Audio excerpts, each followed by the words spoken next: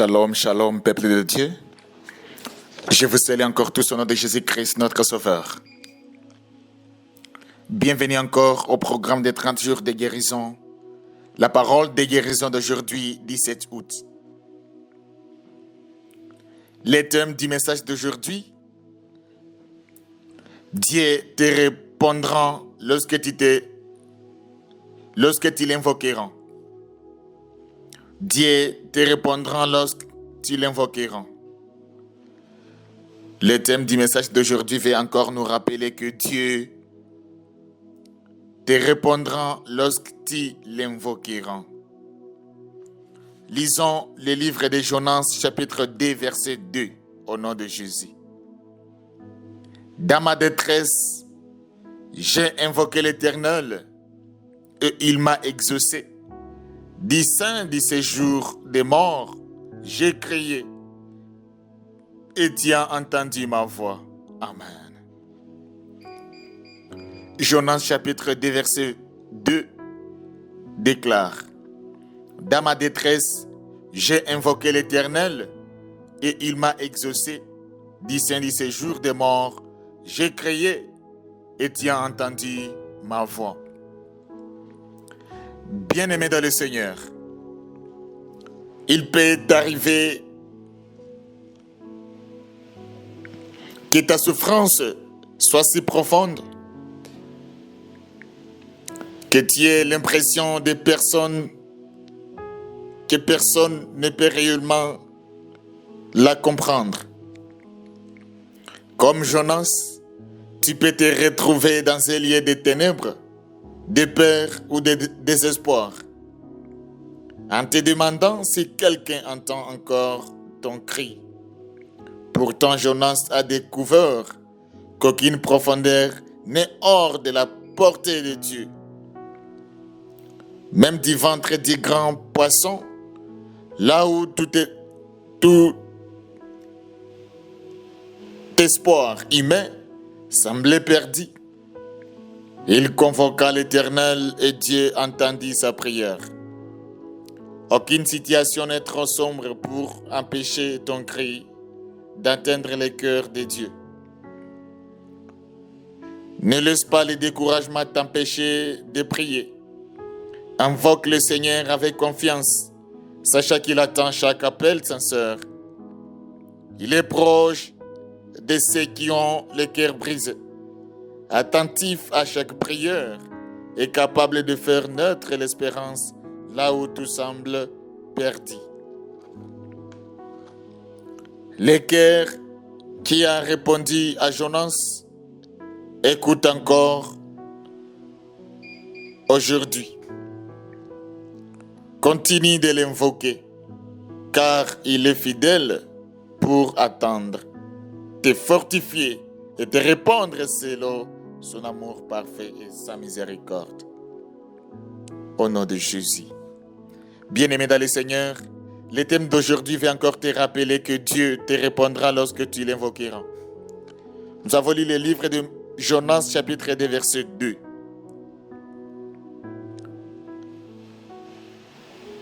Chers lecteurs, il y a des moments où notre souffrance semble trop profonde pour être exprimée par des mots. Nous pouvons nous sentir accablés par la peur, la déception, la maladie, les difficultés financières, les conflits familiaux et les combats spirituels.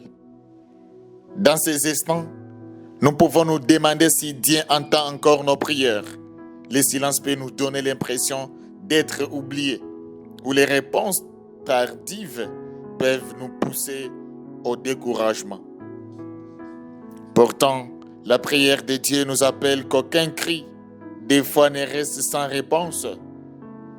Les oreilles de Dieu sont toujours attentives à ceux qui l'invoquent avec un cœur sincère. Jonas a découvert que même dans l'endroit le plus sombre, Dieu attendait sa voix. Aucune situation n'est trop difficile, aucune distance n'est trop grande et aucune circonstance n'est trop désespérée. Et pour empêcher Dieu d'atteindre les prières, de ses enfants, au nom de Jésus. Lorsque nous crions à lui avec foi, il écoute, il répond, il agit selon sa parfaite sagesse et son amour. Au nom de Jésus. Bien-aimés dans le Seigneur, le livre de Jonas révèle la miséricorde de Dieu, non seulement envers les habitants de Ninive, mais aussi envers son propre serviteur. Après avoir refusé d'obéir à l'appel de Dieu pour aller prêcher à Ninive, Jonas s'enfuit en direction de Tarsis. Dieu envoyant alors une violente tempête sur la mer. Après avoir reconnu que sa désobéissance était la cause du danger, Jonas demanda aux marées de les jeter à la mer. Dès qu'ils les firent, la mer retrouva son calme. Cependant, au lieu de laisser Jonas mourir, Dieu avait déjà préparé un grand poisson pour l'engloutir et préserver sa vie. Jonas chapitre 1 verset 17. Le chapitre 2 de Jonas rapporte la prière que Jonas adressa à Dieu depuis le ventre du poisson. Humainement parlant, il s'est trouvé dans la situation la plus désespérée, imaginable. Il était plongé dans les ténèbres, isolé de tout secours humain et totalement incapable de se sauver lui-même. Il n'avait plus aucune solution, aucune force et aucun espoir venant des hommes. C'est précisément dans cet état d'impuissance qu'il se tourna entièrement vers Dieu. Au lieu de se plaindre ou d'accuser le Seigneur, Jonas choisit de prier. Sa prière est remplie de reconnaissance, de repentance, d'humilité, d'une confiance renouvelée dans la miséricorde de Dieu. Il reconnaît que sa désobéissance l'a conduit dans cette situation. Mais il découvre que la compassion de Dieu est plus grande que son échec. Alléluia. Le verset 2 devient alors le cœur de son témoignage. Dans ma détresse, j'ai invoqué l'Éternel et il m'a exaucé. D'ici ces jours de mort, j'ai crié et tu as entendu ma voix. Jonas comprend que même lorsqu'il se croyait au bord de la mort, Dieu entendait encore chacune de ses paroles. Alléluia. Les premiers lecteurs de ces livres ont appris que personne n'est trop éloigné pour recevoir la miséricorde de Dieu. Que la souffrance provienne de nos propres erreurs ou des épreuves de la vie, Dieu reste prêt à écouter tous ceux qui reviennent sincèrement vers lui. Aujourd'hui encore, cette vérité encourage tous ceux qui se sentent enfermés dans la maladie, la dépression, la peur, le deuil, les difficultés financières, les conflits familiaux, les défis du ministère ou les déceptions personnelles. Il n'existe aucun endroit où Dieu ne puisse entendre la prière de ses enfants. Alléluia. Chers lecteurs, le mot « dans ma détresse » décrivent une période de profonde souffrance, dépression et de puissance. Jonas était arrivé au point où toutes les solutions humaines avaient échoué. Il arrive que Dieu permette que nous arrivions au bout de nos propres forces, afin que nous découvrions qu'il est notre seul véritable sauveur. Alléluia. L'expression « j'ai invoqué l'Éternel » montre la réaction de Jonas face à son épreuve. Au lieu de céder au désespoir, il s'est tourné vers Dieu. La prière est devenue sa bouée de secours. Ces difficultés ne l'ont pas empêché de prier. Ils l'ont conduit à rechercher Dieu avec encore plus d'ardeur. Oui. Les mots « il m'a exaucé » révèlent la fidélité de Dieu. La réponse de Dieu n'est pas toujours immédiate, ni conforme à nos attentes, mais elle est toujours parfaite. Dieu répond selon sa sagesse, son amour et son décès. Alléluia. L'expression « du saint du séjour des morts » représente le plus profond niveau de désespoir.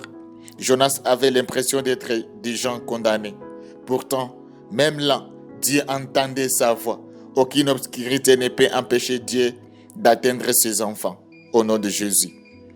Les mots « Tu as entendu ma voix » nous rappellent que Dieu est tentatif et attentif à chaque prière sincère. Il entend les paroles murmurées, les larmes silencieuses et les soupirs d'un cœur brisé qui se tourne vers lui avec foi. Au nom de Jésus.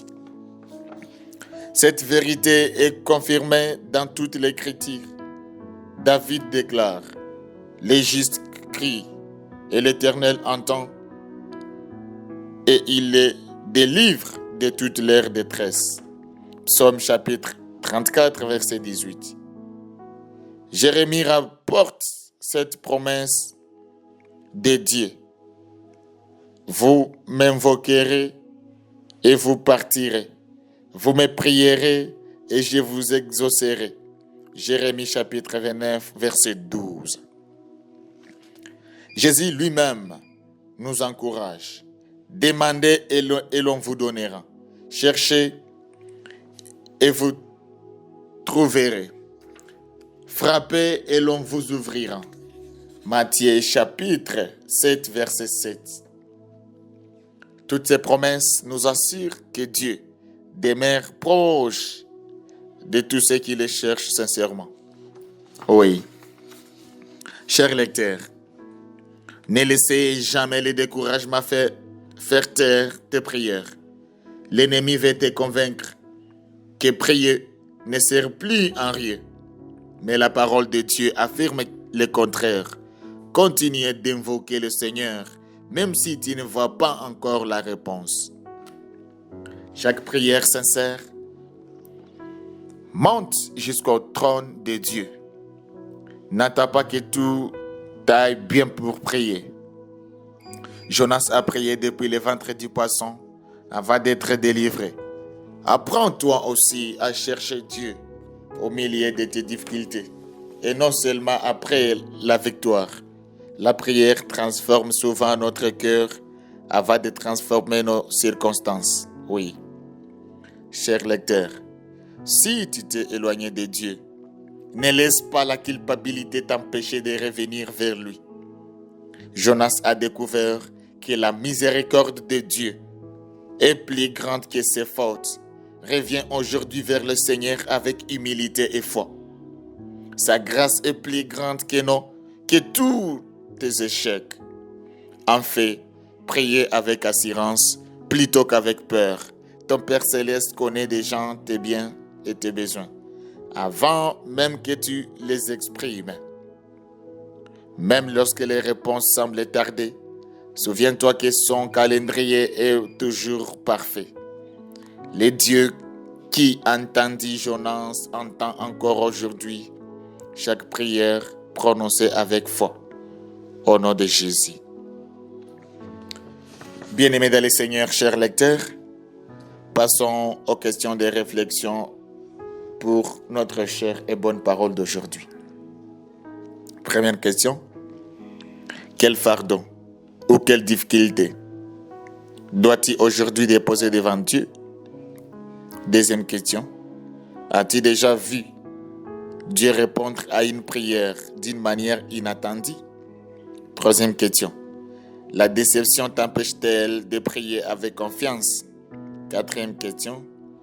Qu'est-ce que la prière de Jonas t'enseigne sur la confiance en Dieu dans les moments difficiles? Cinquième, et c'est la dernière question. Comment peux-tu encourager une personne qui pense que Dieu l'a oublié? Que Dieu nous aide et nous donne vraiment la force de répondre et de trouver de bonnes et exactes réponses. Chers lecteurs, bien-aimés dans le Seigneur, prions ensemble pour la parole.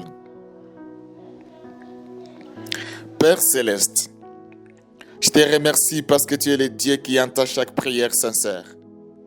Rien de ce que je dépose devant toi n'est trop petit ou trop grand pour ton amour. Merci parce que tu es proche de ceux qui ont le cœur brisé. fidèle à tes promesses et riche en miséricorde envers tous ceux qui t'invoquent. Seigneur Jésus, aujourd'hui je te présente tous les fardeaux qui pèsent sur mon cœur. Je te remets mes peurs, mes inquiétudes, mes déceptions, mes douleurs, mes échecs et toutes les situations qui me semblent impossibles. Merci parce que je sens que tu m'entends avant même que j'aie à terminer de parler. Fortifie ma foi en fait que je persévère dans la prière sans jamais perdre un courage. Pardonne-moi chaque fois que j'ai douté que tu m'écoutais. Pardonne-moi d'avoir parfois compté sur mes propres forces au lieu de dépendre de toi. Apprends-moi à te chercher en premier dans toutes les circonstances et à croire que tes réponses arrivent toujours selon ta parfaite sagesse et ton temps parfait. Je te prie pour ma vie spirituelle. Approfondis mes relations avec foi. Remplis-moi du Saint-Esprit. Donne-moi une plus grande faim de ta parole et fais de la prière une joie quotidienne plutôt qu'un simple recours dans les moments difficiles. Que ma foi grandisse à travers chaque saison de ma vie.